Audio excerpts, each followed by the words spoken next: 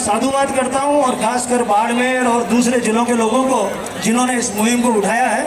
और मैं आपको भरोसा ही नहीं, पक्का वादा कर रहा हूं हमारे सब लोगों की तरफ से, जब इतने लोग आपके साथ आ गए तो इस लड़ाई में अब 100% आपकी जीत होने वाली है। हमें इस आंदोलन को पूरी तरह से अहिंसक रखना है और व्यवस्थित रखना है।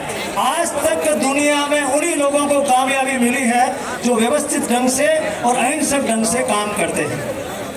आखिरी बात मेरी, सारे जो युवा यहाँ बैठे हैं ढंग से सुन लें। आखिरी बात एकदम ढंग से सुन लें, कान खोल के ढंग सुन लें। जिस चीज को मैं फील्ड में भुगतता हूँ, आरक्षण के लिए हम लड़ते हैं, नौकरी के हम लड़ते हैं, उस समय हम किसानों की बात करते हैं, लेकिन जब हम ग्राम सेवक बन जाते हैं, पटवारी बन जाते हैं, कांस्टेबल बन जाते हैं, उस समय उस कौम की उतनी मदद नहीं करते जितनी हमको करनी चाहिए। अभी पिछले दिनों मैंने सभी पटवारियों को और पर्यवेक्षकों को कहा था खेतों में जाओ, बहुत बुरे हालत में किसान है, आपको सिर्फ ये काम करना है कि हकीकत कागजों में लिखनी है, धूप में खड़े होके। जब हम नौकरी के लिए इतनी कोशिश करते हैं कि हमारे को हमारी जाति सपोर्ट करे, हमारी कौम सपोर्ट करे, तो नौकरी में लगने के बाद हमको भी हमारे गरीब और मध्यम वर्ग के लोगों के साथ देने का बीड़ा हमेशा उठाना चाहिए। उनको लगना चाहिए कि ये जो हमारे बच्चे हैं जो सरकार के अंदर चले गए हैं, जब भी हम किसी थाने में खड़े होते हैं, किसी तहसील में खड़े होते हैं, तो हमारी मदद के लिए हमेशा खड़े होते हैं कि आओ बाबा जी चाय पियो, आपके लिए क्या कर सकते हैं। ये भावना जरूर इस नौकरी के बाद में रहे। और मैं धन्यवाद करूंगा सभी लोगों का, जनप्रतिनिधियों का और दूसरे लोगों का जो इस मुहिम में आपके साथ में आगे आए हैं, और उनका धन्यवाद जो पिछले 6 महीने से आंदोलन को लगातार चला रहे हैं और आंदोलन को आज इस स्थिति में लेकर आए हैं कि सरकार को इस बात को सुनना पड़ेगा। मुझे पक्का भरोसा है कि ये बात अब अंजाम तक पहुंचेगी। जय हिंद। धन्यवाद डॉक्टर साहब।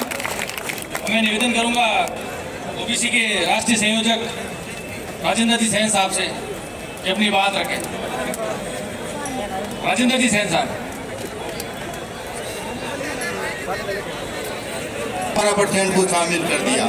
साथियों, हमें उस बात का पता जब लगा जब हमारा नंबर नहीं आने लगा और हमारी नियुक्तियां शून्य हो गई।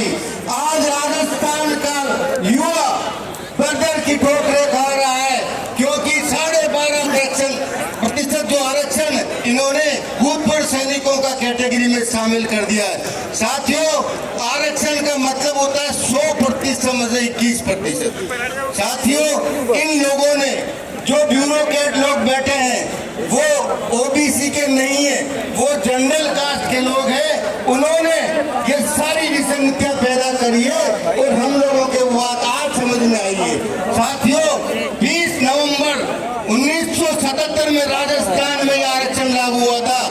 जब आरक्षण लागू होता तो उच्च न्यायालय ने ये फैसला दिया था कि जो आरक्षण मिले वो 100% में से 21% आरक्षण ओबीसी के लोगों को मिले।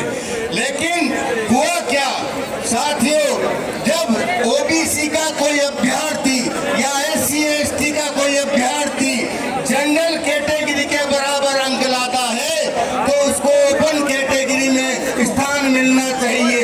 ऐसा जरूरी है और ऐसा ही माननीय उच्चतम न्यायालय का फैसला था। लेकिन ये जो प्रशासनिक लोग हैं इन्होंने इसको बदल करके और इसको कानून के साथियों, अब आप लोगों को समझने की बात है कि हमें आज जो आरक्षण मिल रहा है वो धरातल पे कुछ नहीं है, धरातल पे।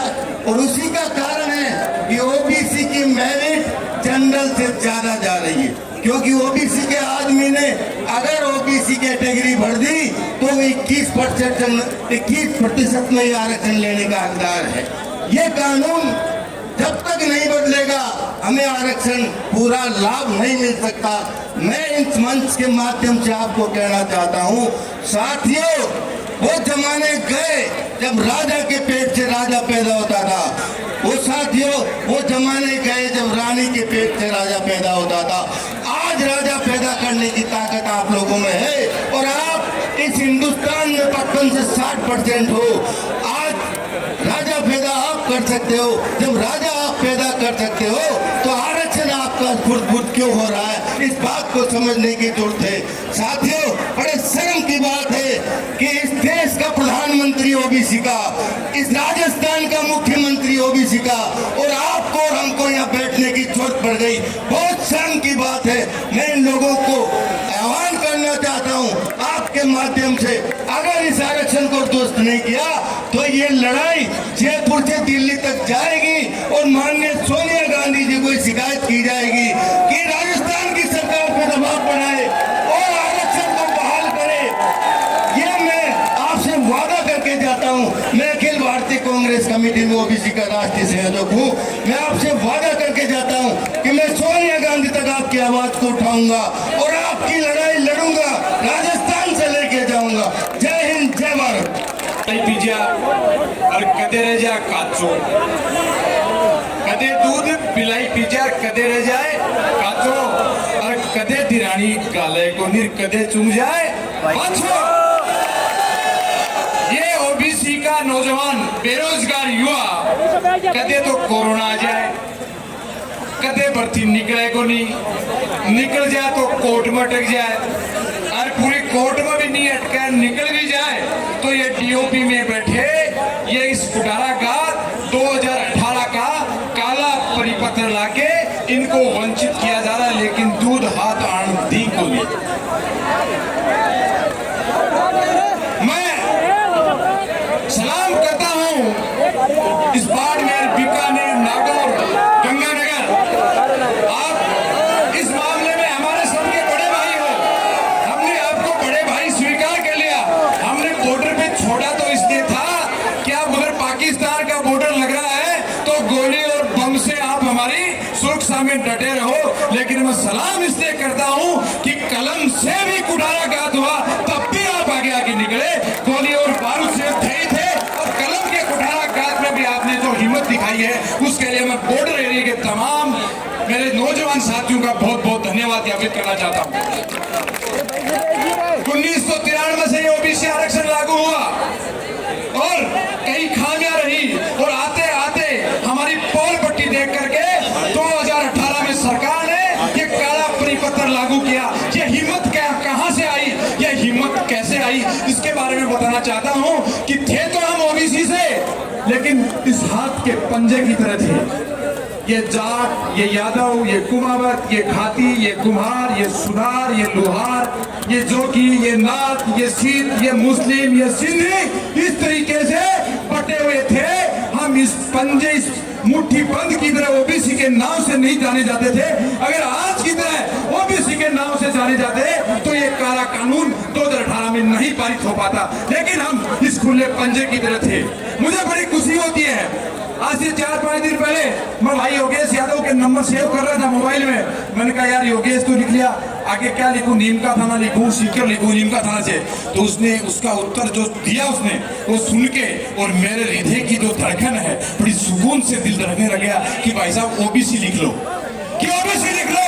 और ये शब्द सुन के और मेरा जो दिल है वो बड़ा ही सुकून से धड़कने लग गया कि ये बात अगर 1993 से चली आ रही होती तो आज हमें इकट्ठा होने की जरूरत नहीं होती कि ओबीसी लिख लो। लेकिन हम तो जाट, यादव, खाती, कुमार, लोहार, सुनार इस तरीके से नाव और जातियों में बट गए, विष्णोई, स्वामी अलग अलग बट गए, चारण समाज, राजपूत, रावणा समाज में। तब ये कुठाराघात करने की कोशिश की। नहीं, मलाल की 60% आबादी के ऊपर कोई कुठाराघात कर दे। आपको बहुत बहुत धन्यवाद देना चाहता हूं कि आप आज 3.5 करोड़ के लगभग ऊपर पॉपुलेशन राजस्थान में ओबीसी की है और उसका प्रतिनिधि करने के लिए आप यहाँ आए हो। हर आदमी आजादी की जंग नहीं लड़ सकता, हर आदमी ने आजादी की जंग नहीं लड़ी, और जो कुछ अग्रणी लोग होते हैं उस अग्रणी लोगों में आपका नाम शुमार है, हम सबका नाम शुमार। इसके लिए मैं बहुत बहुत धन्यवाद देना चाहता हूँ। ये चिंगारी जो आपके और मेरे दिल में जली, हमारे कुछ बेरोजगार साथी जो इस काले कानून से प्रभावित थे उनके दिल में जली, हर कोने कोने में जाके ट्रेनों में, बस में पकड़ के सूरत, बीकानेर, बाड़मेर, नागौर, जहाँ जाके इस काले कानून के बारे में हम सबको, आप सबको समझाया। उस संघर्ष समिति को, मेरे साथियों को बहुत बहुत धन्यवाद और सैल्यूट करना चाहता हूँ कि उन्होंने इस तरीके से हम सबको जगाया और जगाने का काम किया। अब क्योंकि मैं देरी से आया हूँ, समय का अभाव है, क्या स्थिति है। मैं आपके साथ में एक गाना गुनगुनाना चाहता हूँ, जागृति गीत ओबीसी का। अगर आप सबकी अनुमति और मेरा साथ दें तो फिर एक जागृति गीत गाएंगे ओबीसी का। आप क्लेम करके आप अभी वार्ता हो रही है, सब अपन अपना ही मन से बोलते रहेंगे, शाम तक चलेगा क्योंकि समाधान तो एक मिनट है। इसलिए आप मेरे साथ एक गीत गुनगुनाएंगे, मैं बोलूंगा आप पीछे आपको फॉलो करना है उसको। और वो गीत जागृति गीत जो आज भी फेसबुक के माध्यम से घर बैठे रजाई में घुस के हमारे साथी देख रहे हैं ना, उनको जगाने के लिए कि आप वहां से नहीं यहाँ आइए, हमारे साथ आइए, उनके लिए जागृति गीत है कि उठियो पिछड़ा वर्ग यादेर हुई, उठियो पिछड़ा वर्ग यादेर हुई, अब रेन कहाँ जो सोवती है,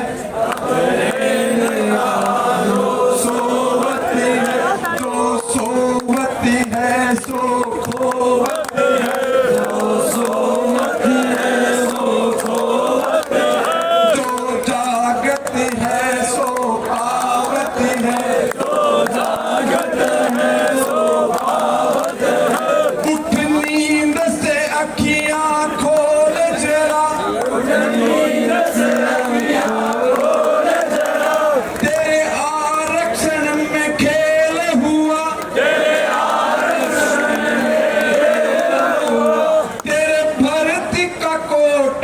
खत्म हुआ,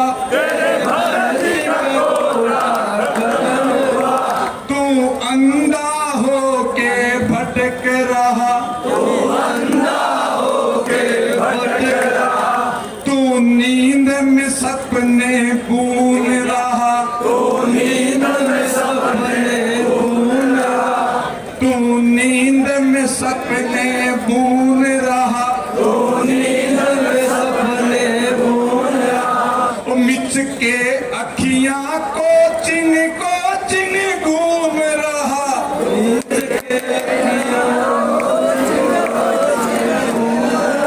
तू मीच के अखियां कोचिंग कोचिंग घूम रहा, तू